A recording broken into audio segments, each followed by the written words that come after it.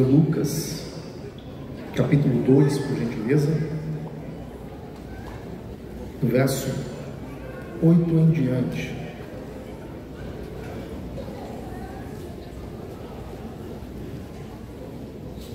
Evangelho, segundo escreveu Lucas, capítulo 2, verso 8 em diante, que diz assim: Ora, havia naquela mesma comarca pastores que estavam no campo e guardavam durante as vigílias da noite o seu rebanho. E eis que um anjo do Senhor veio sobre eles, e a glória do Senhor os cercou de resplendor, e tiveram grande temor. E o anjo lhes disse: Não temais, porque eis aqui vos trago novas de grande alegria, que será para todo o povo. Pois na cidade de Davi vos nasceu hoje o Salvador, que é Cristo, o Senhor. E isto vos será por sinal: achareis um menino envolto em panos e deitado numa manjedoura. E no mesmo instante apareceu com um anjo uma multidão dos exércitos celestiais, louvando a Deus e dizendo: Glória a Deus nas alturas, paz na terra, boa vontade para com os homens.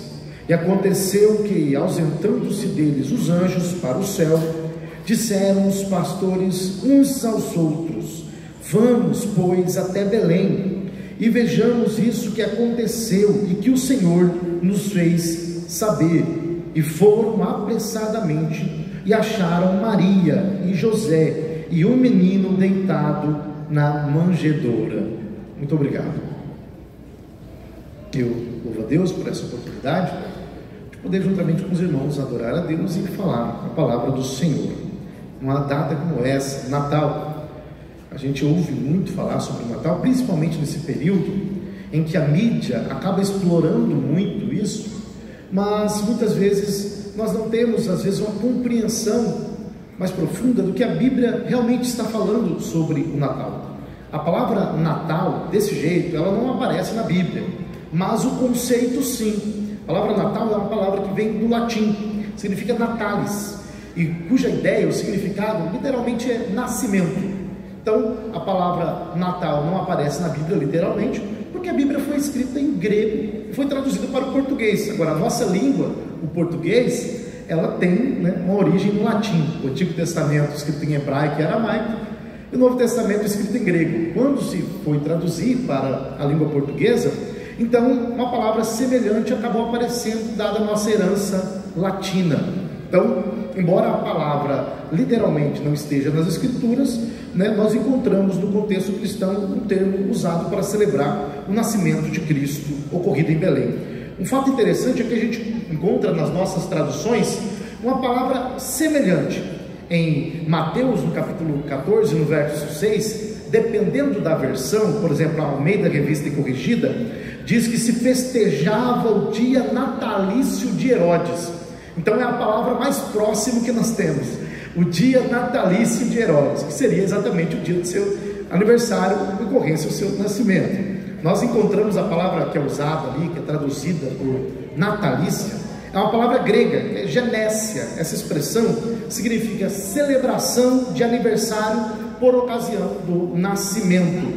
Nós encontramos, inclusive, em algumas traduções, em Marcos, por exemplo, no capítulo 21, dependendo da tradução, o tradutor até preserva as duas expressões. Nós encontraremos assim: aniversário natalício, seria evidentemente uma redundância, mas o tradutor deixa as duas expressões, dependendo da versão, para mostrar que a expressão natalícia é uma referência ao seu aniversário por ocasião do seu nascimento. Mas o interessante é que a palavra, como nós temos na Bíblia, a palavra grega aqui, ela tem uma raiz na expressão Gênesis, que nós encontramos no primeiro livro da Bíblia, inclusive, livro de Gênesis. E a palavra Gênesis, que é uma palavra grega, ela significa literalmente origem, nascimento. Por isso que quando nós olhamos para Mateus, no capítulo 2 e no verso 1, a Bíblia diz assim: E tendo nascido Jesus em Belém. A expressão nascido aqui é a expressão grega que nós poderíamos traduzir como Gênesis, ou seja, Jesus nasceu ali, se originou ali. É por isso que nós dizemos que Belém é a sua cidade natal, é a cidade do seu nascimento. Então daí se originou a expressão Natal. Embora o termo Natal em si não seja encontrado na Bíblia, é bom deixar claro, a celebração do nascimento é central, o nascimento de Cristo é central à fé cristã, e é uma oportunidade, inclusive, de refletir sobre o amor de Deus e o plano de salvação. Os dois evangelhos que destacam exatamente essa característica do nascimento de Jesus, com detalhes, é Mateus e Lucas. Quando nós olhamos, por exemplo, Mateus, a partir do capítulo 1, do verso 18 em diante, e o capítulo 2, do verso 1 ao 12, nós encontramos Mateus narrando dados a respeito do nascimento de Jesus. Inclusive, é Mateus que mostra quando os magos, a palavra magos, na verdade, significa sábios. Naquele tempo, quem estudava os astros eram sábios, e eles chamavam de magos exatamente por causa dos seus estudos dos astros. Então, os sábios, estudando os astros, entenderam que o rei dos judeus havia nascido. E Mateus mostra como que os sábios vão procurar encontrar este rei para o adorar. Já Lucas, no capítulo 1, a partir do verso 6, e no capítulo 2, do verso 1 ao 20, já mostra a cena dos pastores. Então, quem narra a cena em que os magos ou sábios desejam encontrar Jesus é Mateus. E quem narra a cena dos pastores é Lucas. Um detalhe importante, não vou ter tempo para explicar com detalhe, mas depois você pode se aprofundar nisso. As narrativas, elas são interessantes, só que quando a gente olha os presépios construídos aí fora, a gente percebe que às vezes os magos e os pastores estão juntos, né? Só que na narrativa bíblica eles não se encontram. Por quê? Porque os pastores, conforme Lucas descreve, eles encontram Jesus logo após o nascimento. Jesus estava envolto em panos, então os pastores encontram Jesus após o nascimento. Os magos não. Os magos encontram Jesus depois que ele já estava numa casa. Provavelmente Jesus já deveria ter em torno de 2 anos de idade. Como que nós podemos ver isso biblicamente? Mateus diz que Herodes intentou matar as crianças de 2 anos para baixo, conforme a idade que ele inquiriu dos magos. Então, quando Herodes perguntou para os magos qual a idade do menino mais ou menos, os magos falaram: olha, deve ter uns 2 anos, porque desde que a gente viu a estrela e saímos de lá até a gente chegar aqui, e para encontrar o menino passou muito tempo. Então os pastores chegam logo no nascimento, os magos eles chegam depois de um tempo, e aí é depois desse tempo que eles trazem presentes para Jesus e tudo mais. Então esse é um fator bíblico interessante da cronologia, a centralidade do Natal segundo a Bíblia. Mas o que a Bíblia fala sobre o Natal? Por que nós usamos essa expressão Natal? O conceito de Natal, ele está enraizado na promessa de Deus de enviar um Salvador para redimir a humanidade, algo que começa no Antigo Testamento. Então, quando nós olhamos para o Antigo Testamento, nós vemos Deus fazendo inúmeras promessas. Deus promete enviar alguém, um Messias, alguém que virá para resgatar a humanidade, para salvar a humanidade dos seus pecados. Eu separei alguns textos aqui para a gente poder ver essas promessas. Tudo começa em Gênesis, no capítulo 3, pós Adão e Eva terem pecado, o Senhor Deus, ele vai expulsar Adão e Eva do jardim, mas antes de expulsar Adão e Eva do jardim, o Senhor faz uma promessa. Em Gênesis, no capítulo 3, no verso 15, Deus diz: da semente da mulher nascerá alguém que ferirá a cabeça da serpente. Algumas traduções até colocam: esmagará a cabeça da serpente. Então a primeira promessa messiânica já está ali em Gênesis, no capítulo 3, no verso 15. Alguns chamam esse texto de proto-evangelho, que que seria o primeiro evangelho, porque o Deus já está anunciando que a vitória sobre o mal, sobre o maligno e sobre o pecado vai se dar quando um descendente da mulher vier e ele ferirá a cabeça da serpente. E nós entendemos que essa vitória se dá na cruz do Calvário. Em Gênesis, no capítulo 49, no verso 10, Jacó chama Judá e ele diz: Judá, o cetro não se arredará de Judá, nem o legislador dentre os seus pés, até que venha Siló, ou seja, a ele, a quem foi prometido o cetro, e a ele se congregarão os povos. Aqui, Jacó já está mostrando que esse Messias que vai vir, aquele que vai ferir a cabeça da serpente, ele não vai vir de todas as tribos, mas ele vai vir de uma tribo especificamente, que é a tribo de Judá. À medida que a revelação vai acontecendo, as promessas vão sendo enfatizadas e Deus vai dando mais informações sobre este Messias prometido, sobre este Cristo que haveria de vir. Em Isaías, no capítulo 9 e no verso 6, a Bíblia diz assim: porque um menino nos nasceu e um filho nos foi dado, e o governo está sobre os seus ombros, e ele será chamado de maravilhoso, Conselheiro, Deus forte, Pai da eternidade e Príncipe da paz.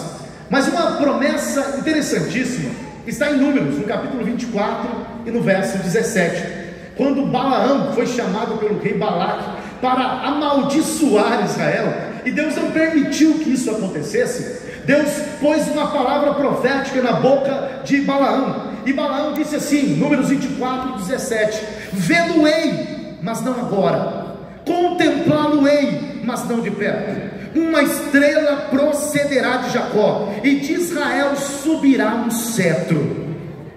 Alguns até entendem que essa estrela que os sábios e os magos viram era a estrela que Balaão estava se referindo, a estrela que procederia de Jacó, o cetro que subiria de Israel. Ele é rei, e é por isso que ele vai ter um cetro em suas mãos. Nós encontramos na Bíblia algumas referências, inclusive, que indicam que este Messias nasceria de uma virgem. Isaías, no capítulo 7, verso 14, diz que ele nasceria de uma virgem. O local do seu nascimento também foi revelado na Bíblia. Miqueias capítulo 5, verso 2, diz assim: e tu, Belém Efrata, embora pequena entre os clãs de Israel, de ti virá para mim aquele que será governante sobre Israel.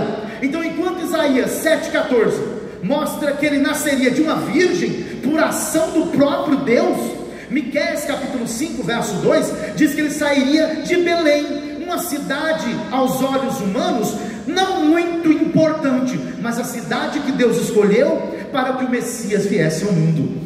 Zacarias, no capítulo 9, verso 9, dá mais um detalhe, diz que ele também seria pobre, ia morar em uma casa com a família que não tinha muitas posses. Zacarias 9,9 diz que ele seria pobre e viria montado em um jumentinho. Zacarias capítulo 11, verso de número 12, diz que além de ser pobre, ele também seria vendido por 30 moedas de prata, que não era um valor muito significativo. Sem contar, além de ser vendido por 30 moedas de prata, morar em uma casa com a família pobre, ter que depois entrar em Jerusalém montado em um jumentinho, ele também seria traído pelo seu amigo.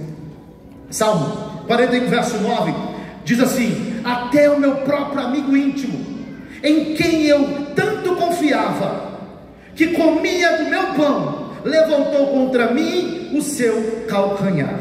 É por isso que no Monte da Tentação, quando Jesus sabe que Judas está vindo, Jesus se levanta e diz: vamos, aquele que há de me trair está vindo.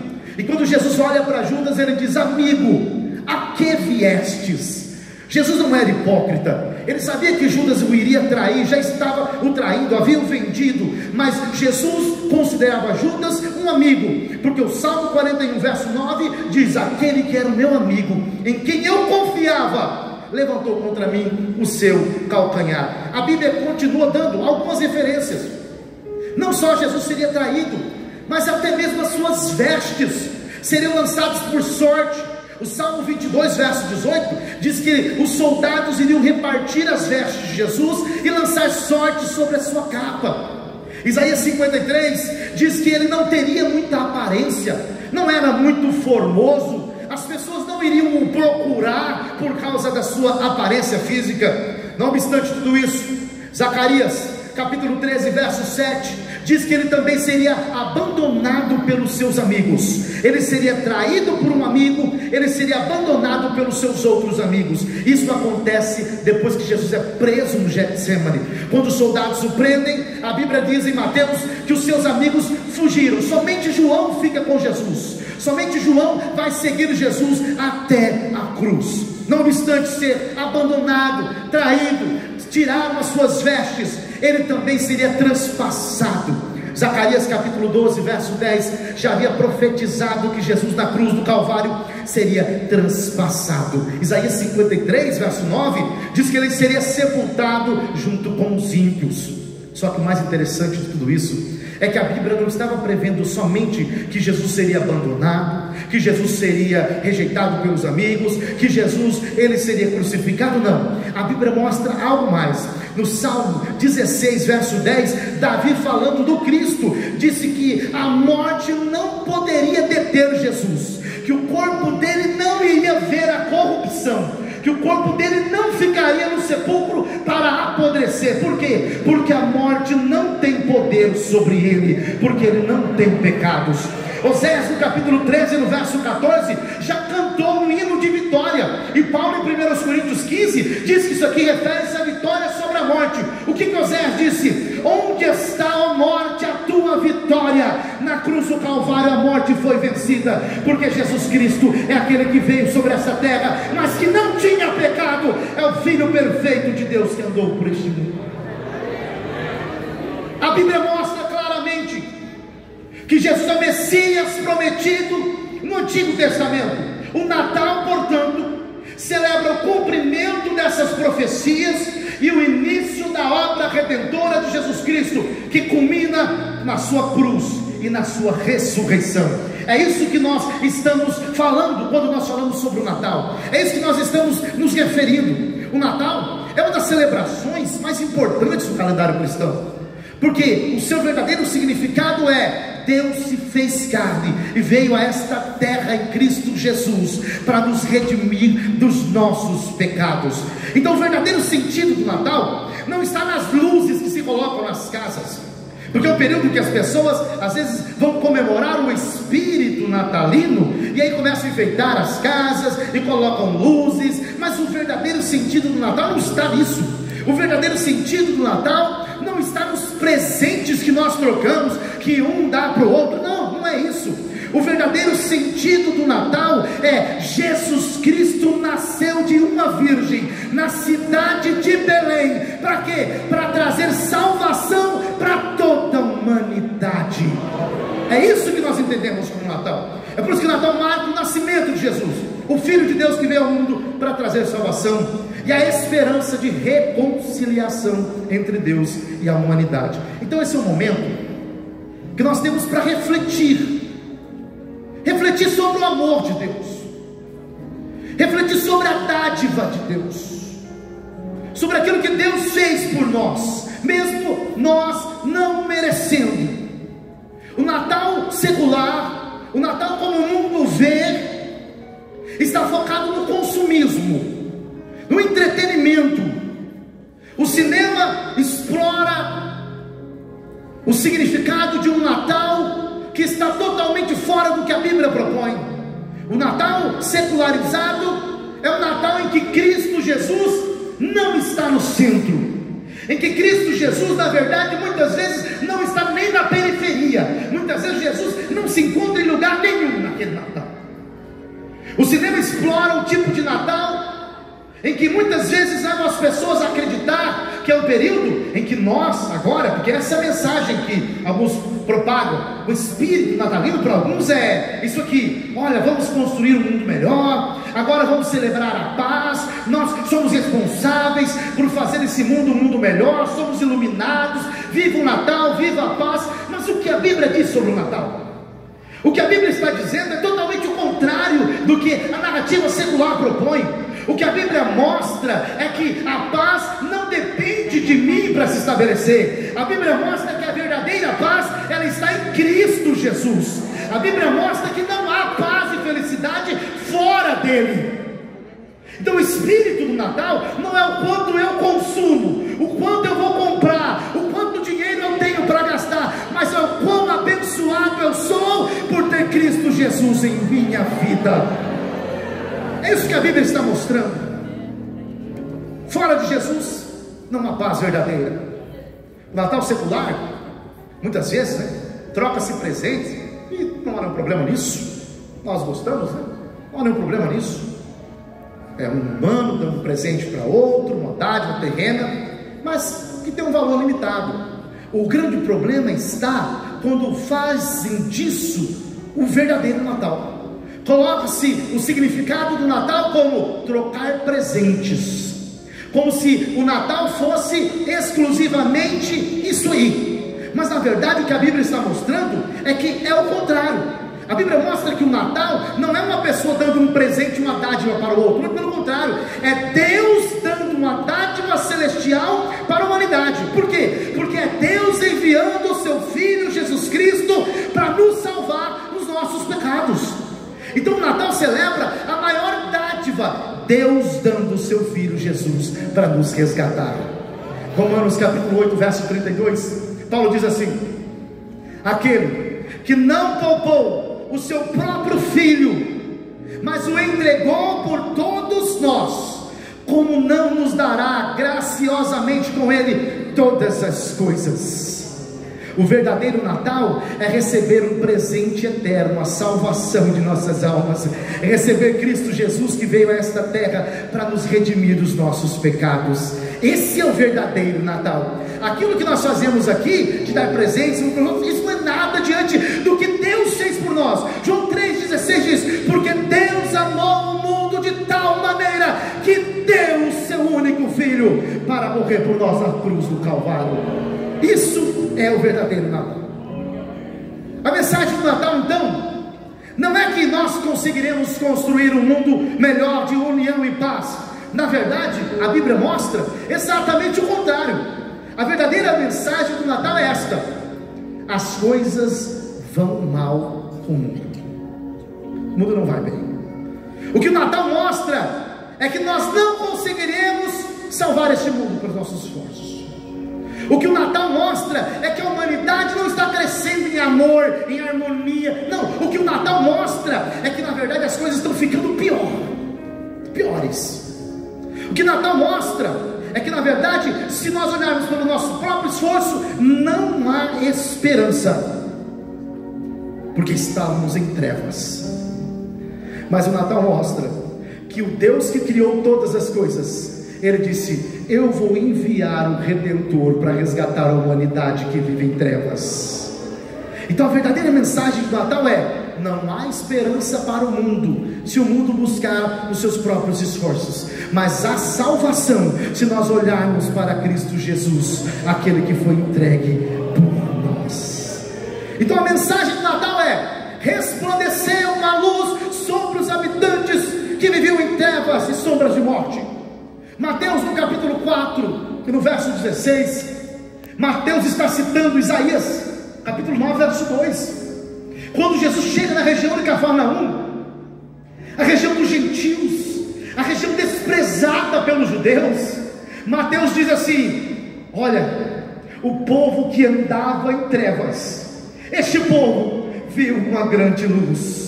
E sobre aqueles povos que habitavam numa região da sombra e de morte, raiou uma luz, a luz verdadeira que ilumina todos, a luz verdadeira que tira o homem da escuridão, a luz verdadeira que dá propósito para a existência humana.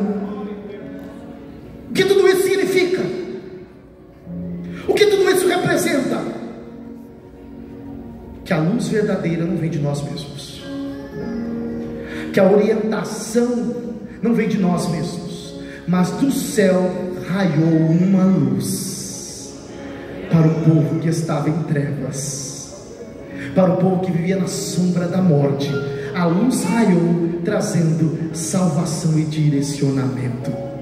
Observe que a Bíblia diz que a luz brota de cima, de Deus, não é dos homens. Sabe, a gente até coloca uma luzinha ali e tudo mais, simbolizando alguma coisa, mas a luz verdadeira não é aquela que nós acendemos. A luz verdadeira é aquela que o Espírito Santo acende em nossos corações, através de Cristo Jesus. O mundo cria distrações. Cria distrações para quê? Para que a gente não veja o real sentido do Natal. Então a cultura secularizada, a gente vê isso muito na Europa, onde antigamente o cristianismo se estabeleceu, lugares em que o cristianismo proliferava, igrejas grandiosas, mas que hoje foram secularizadas. A Europa, onde o cristianismo perdeu seu espaço, uma Europa que agora está sendo domada pelo islamismo.